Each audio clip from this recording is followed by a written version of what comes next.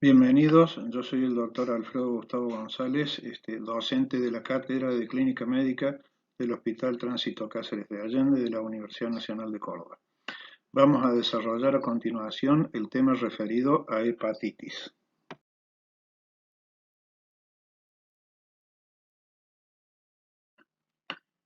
Para brindar algunos aspectos de la importancia del tema, vamos a describir algunos datos. Afecta a millones de personas en todo el mundo. Es causa elevada de mortalidad, sobre todo las personas con hepatitis de las más serias como la B y la C. Y tener en cuenta que, por ejemplo, la E puede inducir mortalidad en las mujeres embarazadas. La clínica de estos cuadros puede ser sumamente variable, pasando desde la forma asintomática a cuadros en donde hay coloración amarillenta de la piel y las escleróticas, coluria, presencia de un cansancio intenso o astenia, náuseas, vómitos y dolor abdominal. Como por ejemplo, aquí tenemos una presentación de un rostro con coloración ictérica de la piel y de las escleróticas. Otro de los síntomas importantes que a veces puede ser de gran prevalencia es el prurito que se debe al depósito de sales biliares en los tejidos subcutáneos. Con respecto al curso clínico, evoluciona en 4 periodos: de incubación, fase prodrómica o preictérica, fase ictérica y fase de recuperación. El periodo de incubación, el virus se multiplica y se propaga, puede no causar síntomas. En la fase prodrómica o preictérica puede haber síntomas inespecíficos, como anorexia intensa, malestar, náuseas, vómitos, aversión al tabaco, a veces fiebre, dolor en el cuadrante superior derecho, ocasiones en que los pacientes experimentan urticaria y artralgias, y en especial en caso de infección por hepatitis a virus B. En la fase ictérica, después de un periodo de 3 a 10 días, aparece la coluria y se desarrolla la ictericia. Los síntomas sistémicos pueden desaparecer y los pacientes se sienten mejor a pesar de que la ictericia empeora. El hígado puede estar aumentado de tamaño y doloroso a la palpación, pero su borde permanece blando y liso. Hasta en un 20% de los pacientes se puede identificar también esplenomegalia. La ictericia suele alcanzar su pico máximo en 1 a 2 semanas. Finalmente, en la fase de recuperación, este periodo de 2 a 4 semanas, la ictericia desaparece. Con respecto al diagnóstico, va a ser fundamentalmente de laboratorio. En él vamos a tener en cuenta el hepatograma, que recuerden ustedes, incluye varios ítems, entre ellos la AST o aspartato aminotransferasa, la ALT o alanina aminotransferasa, también conocidas como GPT y GOT. Se va a tener en cuenta la relación GOT-GPT si es mayor de 3, por ejemplo en la hepatitis alcohólica, la fosfatasa alcalina, la 5-nucleotidasa, la albúmina y la protrombina como factor K dependiente en el control de la hemostasia. Serologías para virus. Debemos tener en cuenta que AST y ALT son marcadores de daño celular, en tanto que las otras, como 5-nucleotidasa y fosfatasa alcalina, son marcadores de colestasis. El aumento de la bilirrubina puede ser de una intensidad variable en la hepatitis viral aguda. La concentración suele aumentar en forma moderada y los incrementos sugieren colestasis extrahepática. Requieren estudios de diagnóstico por imagen. La biopsia se puede usar en caso de diagnóstico incierto. Si las concentraciones son muy elevadas, es necesario recurrir a pruebas de coagulación. Continuando con las consideraciones respecto al laboratorio, evaluamos que el punto de corte de GOT y GPT elevada suele ser mayor de 10 veces al valor habitual. Vamos a tener en cuenta la hiperbilirrubinemia, los marcadores de colestasis como fosfatasa alcalina, que también tenemos que recordar que se origina en hueso, 5-alfa-nucleotidasa. La LDH no suele estar aumentada. La hemostasis y las proteínas suelen ser normales. En el caso de pacientes ya con consumo de alcohol, la gamma-glutamil transpeptidasa alterada puede estar relacionada con este consumo de alcohol. Y después vamos a desarrollar el laboratorio específico de serología para cada hepatitis. Puede presentarse clínicamente signos de encefalopatía y diátesis hemorrágica, lo cual sugiere insuficiencia hepática aguda que puede tratarse de una hepatitis fulminante. Cuando estemos en esta circunstancia ante una hepatitis aguda, todo esfuerzo debe dirigirse a establecer la causa primordialmente para hacer un tratamiento oportuno y adecuado. Una clave de esto podría ser el antecedente de hepatitis inducidas por fármacos o formas tóxicas. También la anamnesis debe buscar los factores de riesgo para las hepatitis virales. También desde el punto de vista clínico, la odinofagia y la presencia de adenopatías generalizadas como un cuadro prodrómico de lo que estamos viendo puede sugerir una mononucleosis. Pasamos a describir entonces las causas principales de hepatitis aguda. En el caso de las virales, virus A, virus B, virus C, virus E, virus D. También tenemos el virus de Epstein-Barr, citomegalovirus, el caso de herpes simple y varicela zoster, sarampión, enteros virus como el Coxsackie y ECO, y también podemos describir la medicamentosa, autoinmune y alcohólica. Algunos fármacos importantes para tener en cuenta como hepatotóxicos. Analgésicos. Paracetamol, AINES de uso muy distribuido en la clínica diaria. Antituberculosos como isoniazida o rifampicina. Antibióticos, especialmente tetraciclinas, también eritromicina, sulfamidas. Antifúngicos como el ketoconazol. Antiepilépticos y fármacos neurológicos de amplio uso como el ácido valproico, carbamazepina, haloperidol. Antineoplásicos o inmunosupresores como azatioprina, ciclosporina, metotrexato. Otras sustancias de empleo frecuente en los adolescentes como anfetaminas, como consumo de éxtasis, contraceptivos orales, el ácido retinoico en el tratamiento del acné. También algunos tóxicos naturales y venenos como amanitas faloides y otras setas, el alcohol, algunas hierbas medicinales, etc. Con respecto a las formas de transmisión, virus A y E se transmiten por vía fecal-oral. Virus de hepatitis C y B son de contagio sexual, transfusional y línea vertical también de madre a hijo.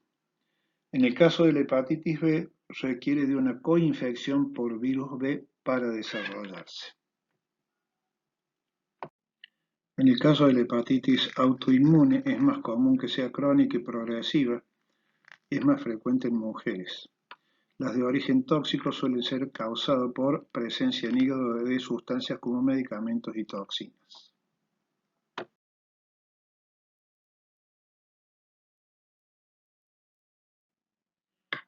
Bien, vamos a hacer algunas consideraciones generales con respecto a las hepatitis víricas. Con respecto al virus A, descubierto en 1973 como un picornavirus, tiene 7 genotipos, ARN de cadena única. Produce infecciones autolimitadas, benignas, con una incubación de 14 a 60 días. La transmisión es fecal-oral. El diagnóstico es con inmunoglobulina G antivirus A, inmunoglobulina M antivirus A. Destacando que la presencia de alta del G determina inmunidad. Tiene una distribución mundial con brotes, es endémica en Argentina. Algunas de sus formas clínicas pueden ser asintomática anictérica. Puede haber forma colectásica con ictericia y prurito con aumento de fosfatasa alcalina y gamma-glutamil transpeptidasa que predomina en ancianos. También puede haber formas graves con trastorno de coagulación puede evolucionar en encefalopatía y hasta un 1% puede desencadenar hepatitis fulminante. Se presenta generalmente con síntomas inespecíficos como fatiga, anorexia, síntomas gastrointestinales como diarrea o pseudogripales. En uno de 85% de los casos tenemos hepatomegalia y en un 15% esplenomegalia, con aumento de GOT y GPT hasta 20 veces sus valores normales. En el caso de la hepatitis B, descubierta en 1965 por Bloomberg, es de transmisión percutánea, parenteral, sexual o vertical de madre e hijo. La incubación es de 35 a 150 días, tiene un espectro amplio y los portadores pueden evolucionar a una forma fulminante. Las diversas formas clínicas puede presentarse con astenia, anorexia, aversión al tabaco en los pacientes fumadores, ictericia, colestasis con aumento de la bilirrubina, en adictos a drogas parenterales, un 50% de los casos puede presentar hepatomegalia, formas fulminantes hasta el 1%, puede evolucionar a cronicidad hasta en un 10%, de los cuales el 90% pueden ser inmunodeprimidos y un 20% pueden evolucionar a cirrosis.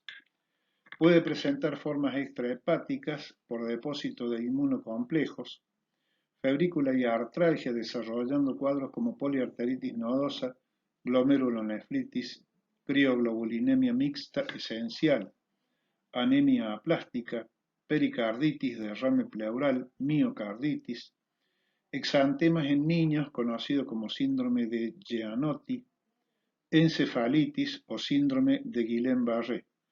Diagnóstico fundamentalmente a través del HBS antígeno o antígeno australiano, positivo en un 98% desde la sensibilidad y la especificidad.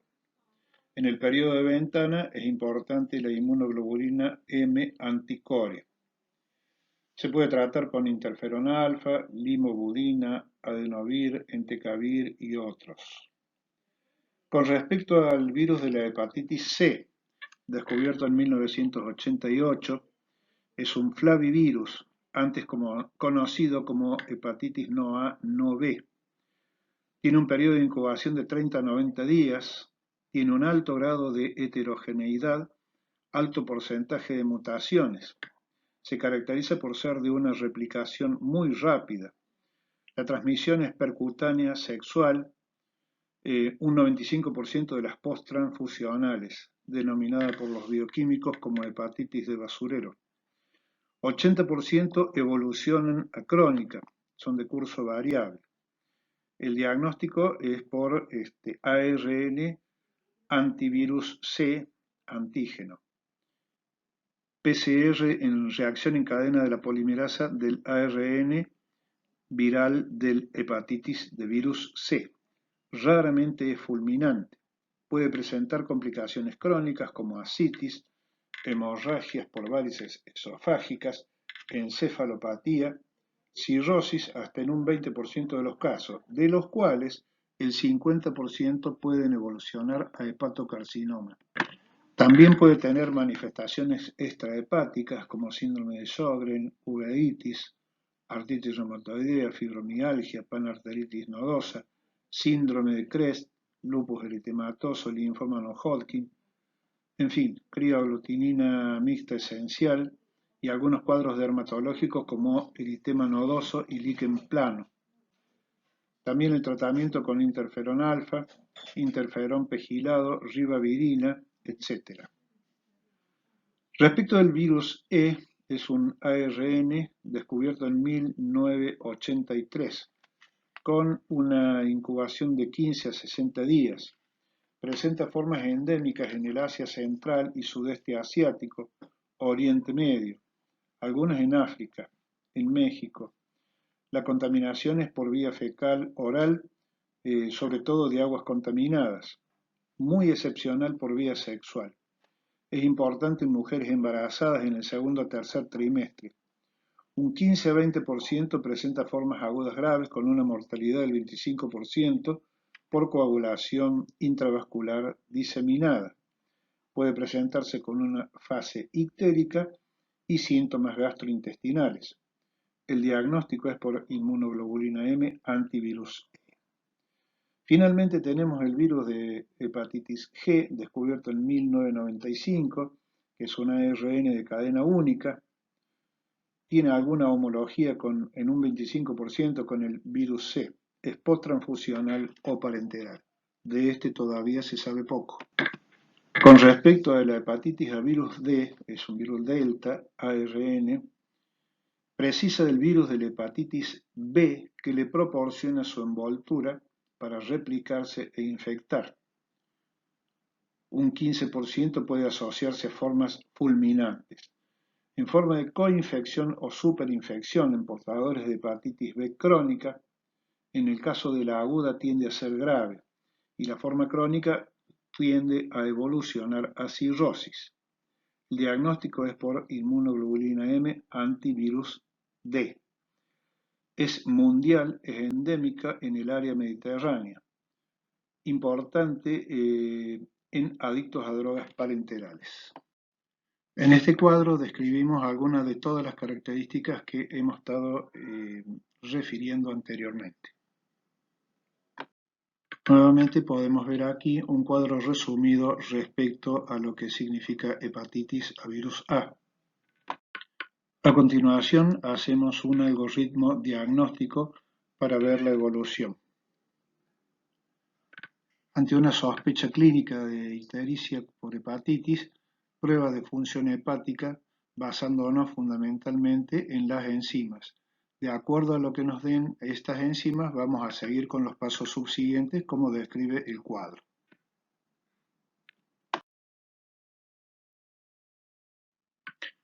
Aquí podemos ver un desarrollo evolutivo del curso clínico de la hepatitis a virus A que puede ocurrir, como en la mayoría de los casos, remisión espontánea, puede haber una colestasis prolongada en un 10 a 20% de los casos, puede producirse hepatitis recurrente en un 3 a 20% y finalmente un 1% que puede ir a hepatitis fulminante. En este cuadro podemos ver la evolución de los marcadores analíticos de la hepatitis a virus A. Debemos destacar que ningún tratamiento es atenuante de la hepatitis viral aguda.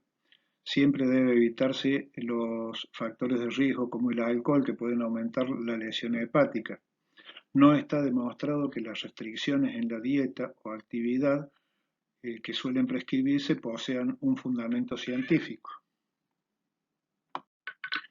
En este cuadro a continuación podemos observar todos los marcadores para serología para hepatitis B, el antígeno ftalariano, el antígeno anticore, todos los que están descritos como podemos ver en este cuadro.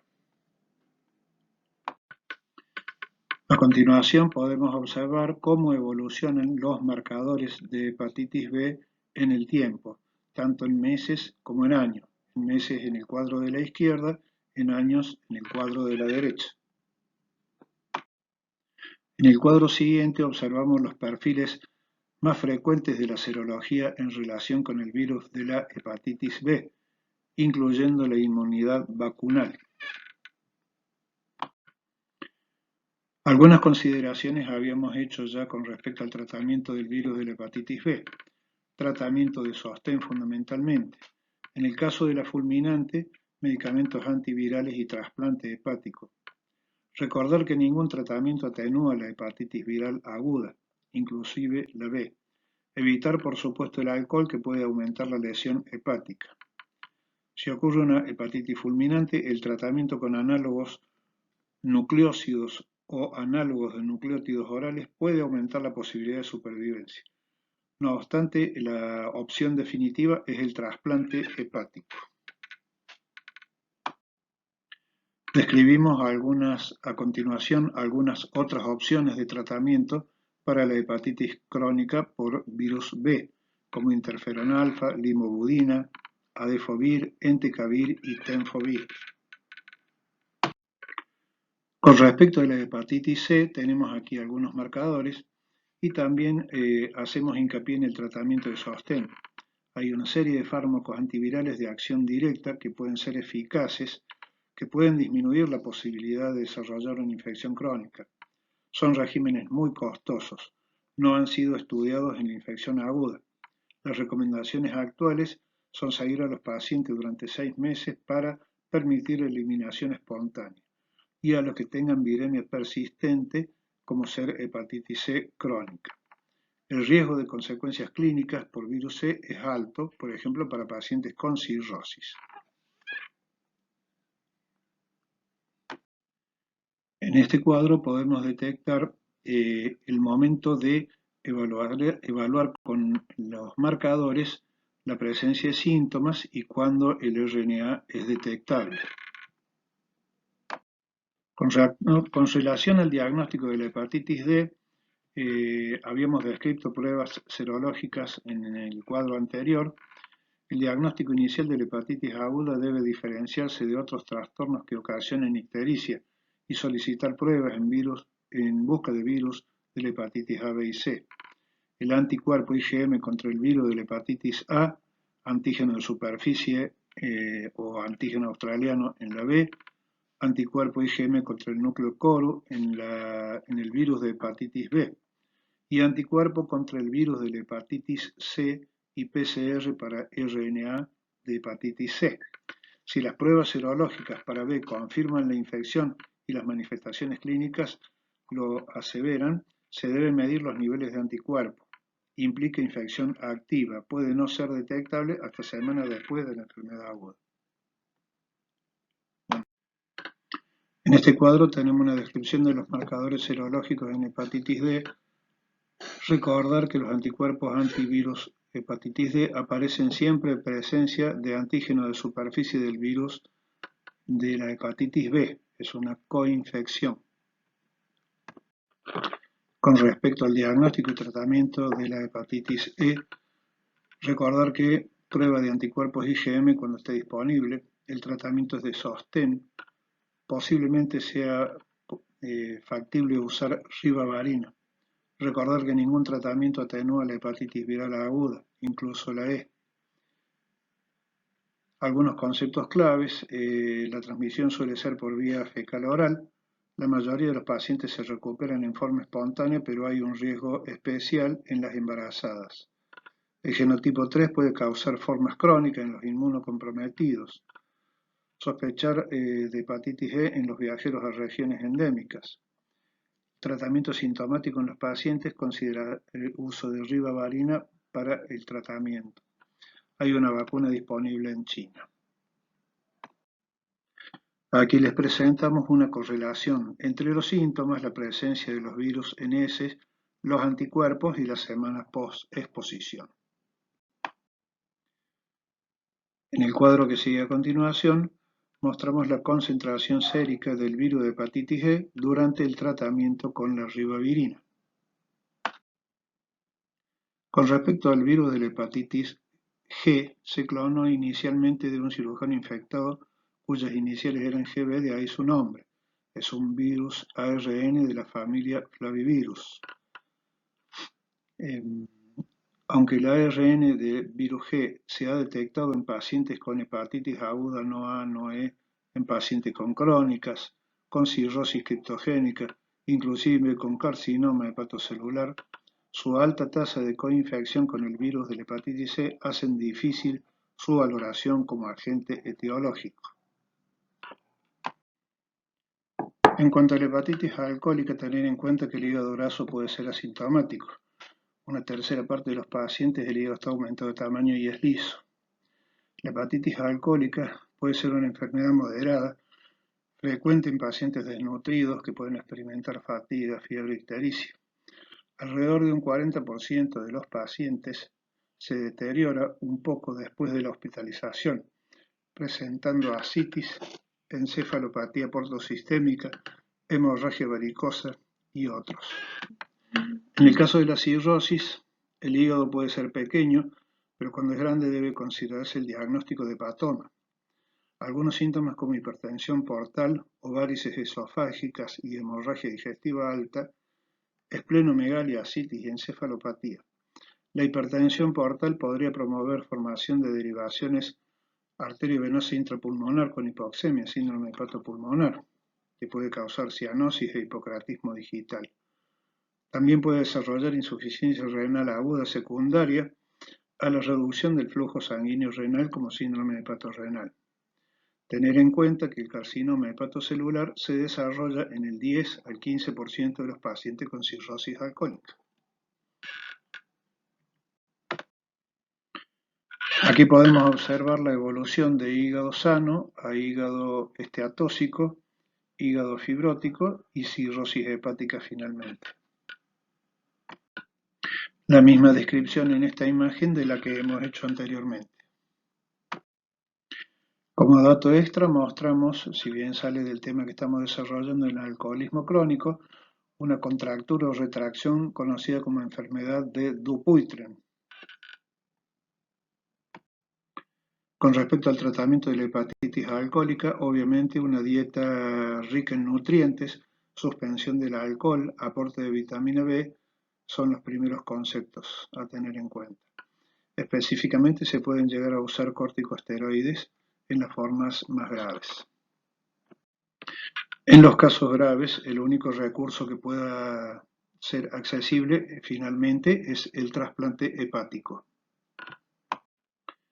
Recordemos que para considerar hepatitis autoinmune tenemos que excluir todas las otras causas de enfermedad hepática, sobre todo las víricas, lesiones por fármaco, enfermedades metabólicas, enfermedades por depósito de metales como la de Wilson o hemocromatosis.